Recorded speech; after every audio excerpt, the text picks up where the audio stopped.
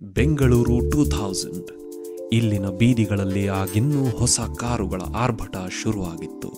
ಪ್ರತಿ ಬೀದಿಯ ಪ್ರತಿ ಮನೆಯಿಂದ ಒಬ್ಬರಲ್ಲ ಒಬ್ಬರು ಚೆನ್ನೈಗೆ ವೀಸಾ ಪಡೆಯಲು ಹೋಗಿದ್ದರೆ ಮತ್ತೊಬ್ಬರು ಅಮೆರಿಕಾದೆಡೆಗೆ ಪ್ರವಾಸ ಮಾಡಲು ಹೋಗುತ್ತಿದ್ದ ಕಾಲವದು.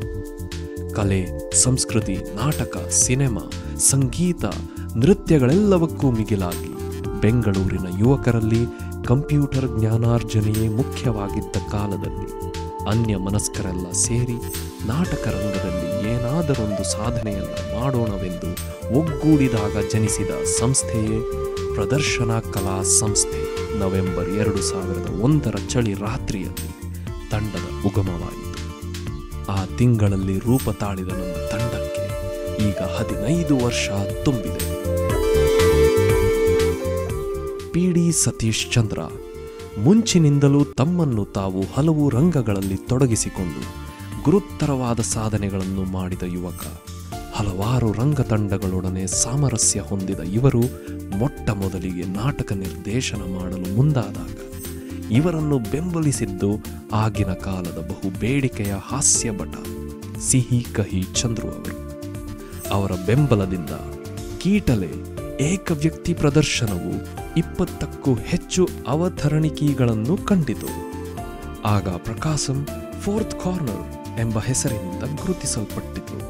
ಅಲ್ಲಿಂದ ಫೋರ್ತ್ ಕಾರ್ನರ್ ಹೆಸರಿನಿಂದಲೇ ಕೈಲಾಸಂ ಅವರ ಅಮ್ಮ ಅವರ ಗಂಡ ಜಿ.ವಿ. ಶಿವಾನಂದ್ ಅವರ ಬೆಂಬಿಡದ ಭೂತ ರಂಗಶಂಕರದಲ್ಲಿ ರಂಗಾಯಾಮ ಎಂಬ ನಾಟಕೋತ್ಸವಗಳನ್ನು ನಡೆಸಲಾಯಿತು. ಇದಾದ ನಂತರದ ದಿನಗಳಲ್ಲಿ ಸ್ವಲ್ಪ ಮರೆಯಾಗಿದ್ದ ರಂಗ ಚಟುವಟಿಕೆ 2009ರಲ್ಲಿ ಹನುಮಂತನಗರದ ಕೆಂಗಲ್ ಹನುಮಂತಯ್ಯ ಕಲಾಸೌಧವನ್ನು ಬಿಬಿಎಂಪಿಯಿಂದ ಗುತ್ತಿಗೆ ಪಡೆಯುವ ಮೂಲಕ ಬೆಳಕಿಗೆ ಬಂದು ಚುರುಕುಗೊಂಡಿತು. ಕಲಾಸೌಧದ ನಿರ್ವಹಣೆಯೊಂದಿಗೆ ಸ್ಥಳ ಮಹಾತ್ಮೆಯನ್ನು ಸೃಷ್ಟಿಸುವ ಕಾರ್ಯವು ಅಂದಿನಿಂದಲೇ ಆರಂಭವಾಯಿತು.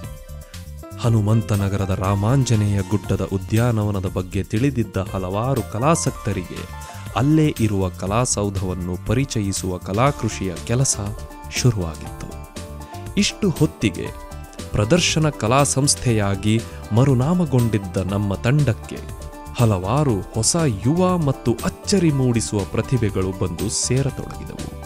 ಹವ್ಯಾಸಿ ರಂಗಭೂಮಿಯಾದರೂ ಶಿಸ್ತಿಗೆ ಯಾವ ಕೊರತೆಯೂ ಇರದ ತಂಡದಿಂದ ಸಾಲು ಸಾಲಾಗಿ ಹೊಸ ಹೊಸ ರಂಗ ಪ್ರಯತ್ನಗಳನ್ನು ಮಾಡುತ್ತಾ ಸಾಗಿದೆ. ಹೊಸ ಬೆಳಕು, 13 ಮಾರ್ಗೋಸಾ ಮೆಹಲ್, ಬೋಗಿ, ಕಥಾ ಸಂಗಮ, ಸೈರಂಧ್ರಿ, ಶಂಭೋ ಶಿವಶಂಕರ, ಅವನವಳು ಅವಳವನು, ನಮ್ಮ ನಿಮ್ಮೊಳಗೊಬ್ಬ, ಮಹಾಪೀಡೆ ಮಹಾಬ್ಲು. ನಮ್ಮ ತಂಡದಿಂದ ಹೊರಹೊಮ್ಮಿರುವ ನಾಟಕಗಳ ಮಾಲೆಯ ರತ್ನಗಳು. ನಾಟಕ ಮಾತ್ರವಲ್ಲದೆ ಪ್ರತಿ ತಿಂಗಳ ಮೊದಲ ಭಾನುವಾರ ಸಂಜೆ ಯುವ ಸಂಗೀತಗಾರರ ಸಮ್ಮಿಲನವಾಗಿ ಹಲವಾರು ಸಂಗೀತಾಸಕ್ತರಿಗೆ ರಾಗದ ರಸದೌತಣ ಬಡಿಸುತ್ತಾ ಬಂದ ಪ್ರಕಾಶಂನ ಮತ್ತೊಂದು ಕೂಸು ಸ್ವರಾಗ.